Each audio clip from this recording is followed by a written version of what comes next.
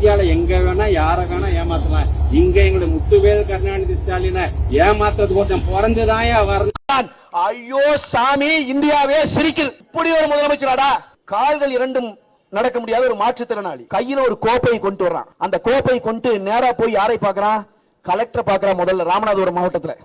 யாருப்பா நீன்னு கேட்டா, ஐயா நான் இந்திய அணியினுடைய கேப்டனாக கிரிக்கெட் விளையாண்டேன். சக்கர நாற்காலி கிரிக்கெட் விளையாடுவோம் இல்லையா, அதுல கேப்டன், இந்தியாவின் கேப்டன். பாகிஸ்தானில நடந்த உலக கோப்பையிலே பாகிஸ்தானை வீழ்த்தி கோப்பை வாங்கிட்டு வந்துட்டேன். கலெக்டர் சிறப்பு, அற்புதம்.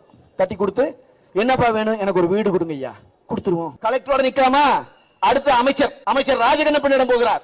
நம்ம அண்ணன் தான், தெரிஞ்ச அண்ணன் தான். ஆனா அங்க போன அறிவு மணிக்கு போகும்ல. அண்ணன் போறார் ராஜகண்ணப்பன்கிட்ட. போய், என்னப்பா பாகிஸ்தானிலேயே பாகிஸ்தானை வீழ்த்தி விட்டேன். அடே பிரமாதமாப்பா, இங்க வா. முதலமைச்சரை பார்ப்பதற்கு எனக்கும் ஒரு வாய்ப்பு கிடைத்து விட்டது. இவனை வைத்து பார்த்து விட. முதலமைச்சருக்கு போடு. முதலமைச்சரிடம் போய் கோப்பையை கொடுக்கிறான். நம்ம முதலமைச்சர் அது பந்து பெரிதாக இருக்கிற அந்த கோப்பையில், அது ஃபுட்பால் என்று நினைத்திருப்பார் அவர். கிரிக்கெட், அது என்ன கிரகமோ பந்து பெரிதாக இருக்கிறதே. பார்த்து விட்டு அவனுக்கு ஒரு வாழ்த்து. செய்தியாளர்கள் மத்தியிலே அவன் பேசுகிறான். பாகிஸ்தானிலே போய் பாகிஸ்தானை வென்று வந்த கேப்டன் நான்கிறான். இதோடு நின்றானா? இந்த நாட்டிற்கு விளையாட்டுத்துறை அமைச்சர் ஒருவர் இருக்கிறாரே, எங்க அப்பா கருணாநிதியின் பேரன், ஸ்டாலினின் மகன், அவரிடம் கொண்டு போய் கோப்பையை காட்டுகிறான். இது என்ன பியூட்டினா, ஸ்டாலினிடம் காட்டுகிற கோப்பை வேறு, அவரிடம் காட்டுகிற கோப்பை வேறு. வேறு கோப்பையை வைத்திருக்கிறான். அவரும் வாழ்த்தி அனுப்புகிறார், வீடு கொடுத்து விடலாம் என்று. இதெல்லாம் கொடுத்து பத்திரிகையில் எல்லாம் செய்தி பேட்டி எல்லாம் போட்டவருக்கு 10 நாள் கழித்து சொல்லுகிறான், உளவுத்துறை தேடிக்கொண்டிருக்கிறது. அவன் இந்திய அணிக்கு கேப்டனே இல்லை, அவன் இந்திய அணியை பார்த்ததே இல்லை, அவன் கிரிக்கெட் விளையாடியதே இல்லை. நான் சொன்னேன், இந்த கடலிலே பேனா வைப்பதற்கு முன்னால் அவனுக்கு ஒரு சேவை வைத்து தொலைங்களா.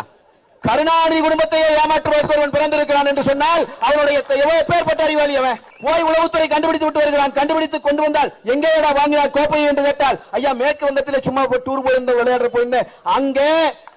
ஐயோ நீங்க சிரிக்கிறீங்க, சத்தியம் சொல்றேன். இந்த வடிவேல் அவர்கள், நம்ம நடிகர் வடிவேல் அவர்கள் ஒரு படத்துல போய் பாத்திர கடையில கப்பு வாங்கிட்டு வருவார் இல்லையா, நாச்சியப்பன் பாத்திர கடை.